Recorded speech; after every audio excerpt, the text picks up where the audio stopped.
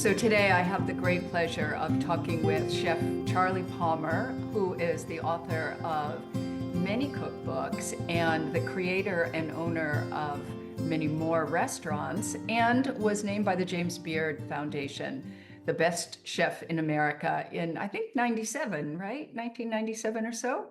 It was a few years ago. Yeah. Yeah. Yeah. Date myself. Well, Yeah. welcome, Charlie, and thank you for speaking with us today. Of course, it is Share and Pair Sundays month, and I was thinking about you this morning and thinking how your name has increasingly been associated with steak. I mean, I know you from Oriole, from New York in the very old days, but what is it about steak that either you love to cook or you think Americans love to eat? Well, I mean, I got involved in steakhouses specifically, probably 20 plus years ago. But when I think about, a steakhouse and what that means to the dining public, really, it's different than it was, many, many years ago. And I think I always look at like a steakhouse as like a modern American restaurant, Mm, not just red meat, and that approach it certainly involves like sourcing really incredible cuts of meat and cuts of beef specifically. Um, and of course, then there's that always that association of red wine and beef, and Cabernet in particular, but other red wines too. And I think that is, kind of an American thing, an American tradition in a lot of ways. But yeah. we've always been in all of our steakhouses, in all of our restaurants, always thinking of it as part of what we do, not the entire thing. Mm, mm. I think it's important, whether you're in New York or you're in Napa, California, or if you're, in Las Vegas or Reno, Nevada, that you have to offer guests a lot wider variety, but also like anywhere we go, it's all about artisanal and sourcing what's local there, that kind of. Yeah. I guess I was thinking too, though, that a steakhouse, it wasn't only, and I'm thinking about some of the great old steakhouses in New York, it wasn't only steak and whatever else they offered, Mhm. but there was an American way of the restaurant. The feeling in the restaurant was always Yes, very American versus you remember when we lived in New York, a lot of the great restaurants were French, and that atmosphere was very different than steakhouse atmosphere. sure. Sure. Well, you have the steakhouses that still exist, like Peter Luger's and the what I call the traditional or Smith and Wollensky, that kind of steakhouse. Um, and you're right. From the service side of things, in some ways it was almost like rude sometimes the way it's like, here's your steak, and don't ask for anything more kind of thing. Um, but I think, also, from the idea of a steakhouse to most people is not so much about just red meat. It's a way of dining, right? So you Yes. can you can order what you want to eat from a protein standpoint, and then you could decide on your own, how that what goes with it, accompaniments. Is that if I feel like eating three different types of potatoes or pasta, whatever, I can do that, or I can have three different green vegetables because I want to try to pretend I'm healthy that day, that kind of thing. And I think that's one of the attractions for a lot of people is that you can dine and you can eat exactly what you want, Yeah. i.e. not having composed dishes that the chef has spent a lot of time figuring out, it's a fillet of sea bass over a bed of couscous with, three different sauces and two garnishes. And it's a composed plate that, some people always like, oh, that's what I want. I love that. And there's a lot of people that say like, no, I want to eat, how many times even in our higher end restaurants, we get people like, I'd just love to have a simply prepared grilled piece of fish with some steamed asparagus and no sauce, just a drizzle of olive oil, that kind of thing. Right. Yeah. Yeah. And you can have that with a steakhouse concept. Yeah. And I've often thought that that is how cravings work. I mean, nobody wakes up in the morning and says to themselves, I have this incredible craving for branzino with potato crusts and a little pistachio sauce on the plate. Right? People wake up and say, I'm going to make some lamb chops tonight, or I'm in the mood for oysters.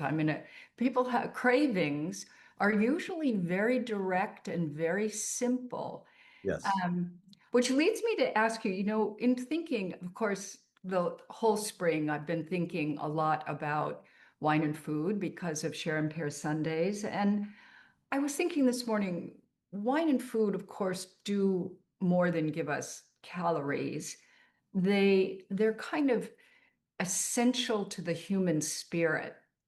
And you watch people enjoying themselves in a restaurant where you realize not everybody in that restaurant is an expert on food or wine for that matter, but that idea of, you're feeling really good. You don't even know what's happening to you sometimes.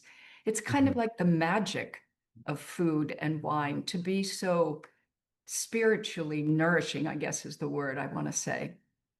Yeah, and I think, that's why we, have kind of carried with this theme of, you know, genuine hospitality Mm, because as you say, like a lot of people, the just the act of dining out is an event for them, and as a chef, I'd like to believe that it's always about the food and only about the food, and that's why a guest is coming there because they want to eat delicious food and and enjoy that.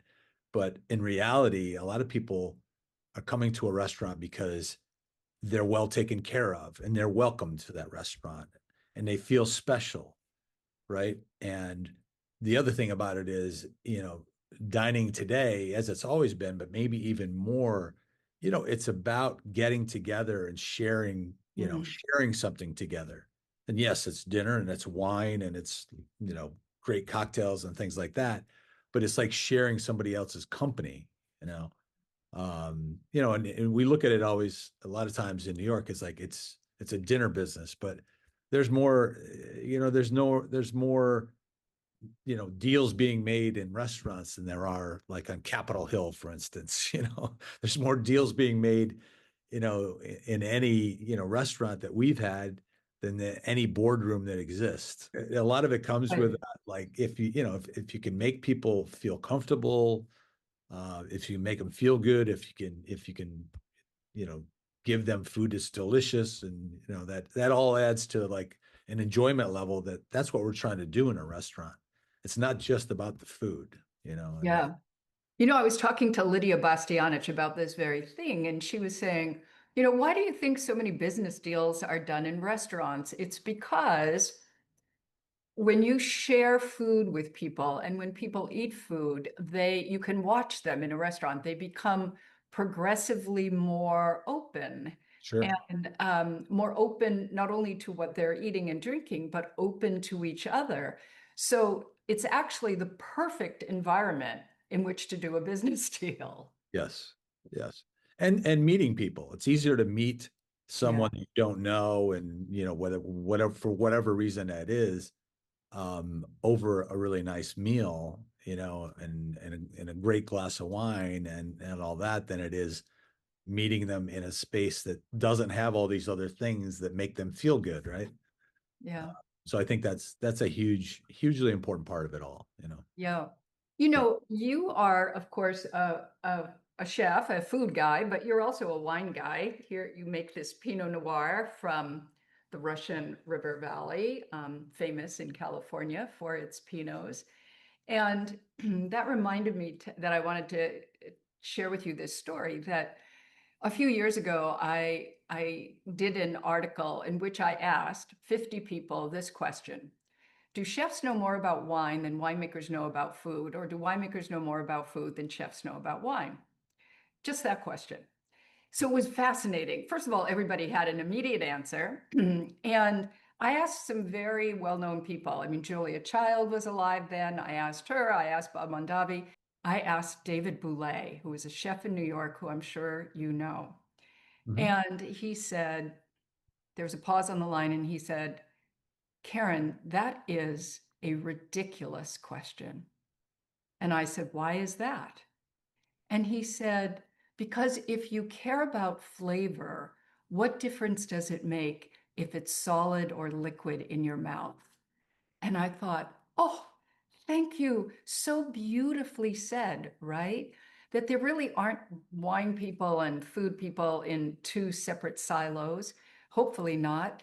There are people who love flavor, and they should love flavor wherever they find great flavor. Yeah.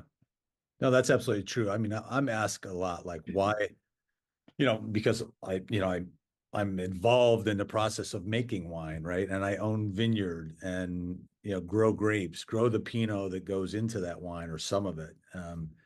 And people are always, a lot of people ask me, a lot of wine people ask me, like, well, how did you get so immersed in wine? But I can go back to the days of my first restaurant or even at the River Cafe, that I've always had an interest in wine, maybe more so than a lot of chefs. And I know a lot of chefs that are, very knowledgeable about wine. I don't know a lot of them that have said, like, I'm going to plant vineyard and grow grapes and actually make wine because Right. that was a dream of mine, right? And Clay Morrison and his dad, Tom Morrison, helped make that come true. And with the Charlie Clay this is our 18th vintage. We just released on Sunday at the Passport, which is a thing that happens in the Dry Creek Valley. And, this Yeah. is Russian River, but it's made at, the winery in Dry Creek. But, for me as a chef, it's always been that there really isn't a great meal or a great dish without a pairing of a great wine. Yeah. And that sounds like, well, everybody says that, but I really believe that. I really believe that if you're able to pair a wine with a great dish, that both the great dish can be great on its own, the wine can be great on its own, but together it lifts both of them up amazingly. It can make something that's like really, really special with that pairing, and we've taken that, over the years to the highest levels we can imagine. Like with my partnership with Bricoleur, for instance, it's one of the few wineries that are able to do what I call a very elaborate pairing, I'm saying, but it's a pairing that goes way beyond like a piece of cheese with this wine. It's a crafted dish paired first and foremost with each of the wines that are being featured. So when you look at like it's called the rooted tasting, there's 6 different wines featured, and my job and Todd's job and Tomat's, the people that are involved in it, from the culinary side, our job is to understand the wine first, because once Mhm. that wine is in the bottle, it's not going to change, right? It can get better, it can age, whatever. But as a chef, I can go in the kitchen, we can say, okay, what on the palate, what can we do? What dish can we create that really complements this wine? And we can tweak it, we can adjust it, we can add a little bit of seasoning or salt or acid or whatever it is, and really craft something that is the perfect pairing with each one of those wines. And I just think that's like amazing that, we have the opportunity to do something like that, and not everyone, but, a lot of the people that have this tasting, they really understand what's gone into it. And it really does make this wine, shows this wine in the very best light it could possibly be. Mm. So yeah. And, Yeah. it's just one of the things. And it's one of the things I've learned, spending a lot of my time in the wine country is, there are those, you are able to do those kind of things, and there's a huge appreciation for it from the guest or the customer base. Yeah, I think so too. I mean, part of the reason for me that I loved moving to wine country, I'm in Napa, is you on a day-to-day basis, you're surrounded by people um, who love nature, who love food, who love wine, and who love the combination of all of those. Um, yeah. Did you always have a good palate, even as a child? I'd like to think so, I don't know if that's Excuse me. true. Um, but I always had a love for food, and, I think it's, as you just said, if you love taste, you know, but there's things that, I don't think taste good, there's wines that I don't think really taste good, but, they're few and far between, I have to say. I usually ask people about a food or a wine they love, but I want to really ask you, what food do you hate? I'm just curious. What food do I hate? I think it's more of a generalization. Like I don't appreciate things that I think are like overspiced Oh, because and people will disagree for sure. But I think if you have so much heat on the palate, mm, that really kind of what's the true essence of that, right? Like what are you really tasting? Are you tasting just that Fresno chili that's like so intensely hot that, yeah, um, you're not tasting the food or whatever it is, right, right. and you're not tasting the wine that because it just it kills your palate. Oh, completely. So, Yeah. things like that. But and there's certain herbs that I think that I completely don't work with, especially with pairings, like cilantro. Like is an herb that I think destroys any wine pairing. Oh, Works with it from the most part. There could be something out there like, yeah, that works, or that kind of thing. But I think I don't know, and I don't know why it is. Like it's just that the essence of that and what it does to your palate, and then you yeah. whatever wine with it, it kind of like it doesn't work for me. There is one wine that works with cilantro. I think it's called Bud Light. Bud Light, yeah. Uh, I was gonna say yeah, draft any IPA probably works better with yeah, cilantro. yeah, exactly. I'm always I guess I'm kind of two minds. I know what you're saying, and I too can sometimes sit back in a restaurant and be like, "Oh my God, that was like 1 + 1 = 3" as a food and wine pairing. But I also think that sometimes it's equally important to pair wine to mood, not just food. Yeah, absolutely. Yeah. And when you're in the mood for something, that's a strong drive. And it's hard when someone's in the mood for something, I would never try to convince them not to have what they're in the mood for. Hmm.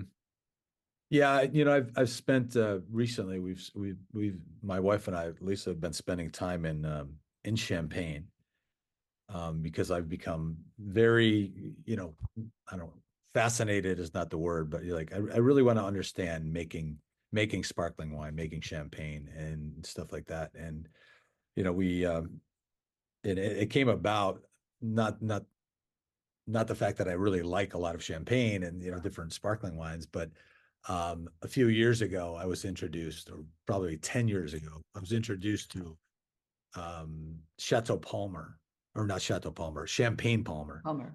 right? Hmm. Which I'd never knew about. And they came to me in New York. I think it was in New York. And I was like, hey, would you taste these wines? And would taste these different champagnes and stuff like. I was like, well, wait a minute, I've never heard of Champagne Palmer, that house before. So understanding that and really getting more interested in it, and they're fantastic wines, by the way, is, I said, what would it take for me to actually come to Champagne and create a cuvee of my own? Which, I can say after after 7 years, we actually have the wine here, and it's amazing. But it's all the most amazing part of it is that I really understand what everything that went into it, the blend of the different vintages. And I learned so much doing it that, like for instance, I never really understood that to be a Blanc de Noir had to be all red skin grape. You Hmm. know, that anything made in Champagne has to go on the lees for at least 24 months, things like that. Uh, Right. but the complexity that comes with this wine, for instance, it was on the lees for almost 4 years, with that second fermentation in the bottle, really changed, the whole dynamic of the wine, in a way in a really great way, and the complexity and the levels and the creaminess and everything about it. So, it was just something again that, I love understanding, how things are made and what goes into it. And But it's I been think you've just put your finger on one of the differences between making wine and making really interesting, good food, which is you can continue to play with food until you get it right, right? You're tasting along, you're thinking, this needs a little more cumin or whatever you think, right? You're tasting as you go. And at some point you say, there it is, everything came into balance here. Now this dish is ready. But with champagne or great sparkling wine, you kind of put it to bed. And then 4 years later, 3 years later, you're like, when you can't fix it anymore, you're like, whew, right. okay. The only thing you can do then is like it's not ready to be disgorged. Leave it on the leaves longer, right? So, Right. which Oh is my, interesting. Yeah. yeah. But getting Well, back to that when you were talking about pairing, when you're in Champagne, they can the people that live and work and make champagne, obviously, they can explain to you why champagne goes with every single food you could possibly imagine, right? Or a different yeah, style of champagne, whatever. But it is honestly true. Like this Blanc de Noir, for instance, it's a great wine, even with like a roast chicken, which you don't think sure. that, but it's big Yeah. enough, it's creamy enough, it's got enough body, it carries itself well, and of course the acidity is always there, so yeah. I drink a glass of champagne every night of my life, and I have for 20 years. Mhm. I consider it the perfect demarcation of day to night is a glass of champagne. It's a good point. And yeah, and being Irish, chicken and mashed potatoes and champagne have been eaten in my kitchen many times Oh because yeah. it's like the go-to for anyone Irish, I suppose. And of course, you have to have potatoes. Yeah. Um, yeah. Well, Charlie, it's been really great talking with you. Thank you so much for all the great work you do in every field, every culinary and gastronomic field, wine, food, cookbook writing, restaurant creation. You're a multi-talented guy. So thank you so much for talking with me. And thanks for supporting Share and Pair Sundays too. Really appreciate Absolutely. Well, thanks for having me. Really, really appreciate it. it. Good to And talk great to with see you. you.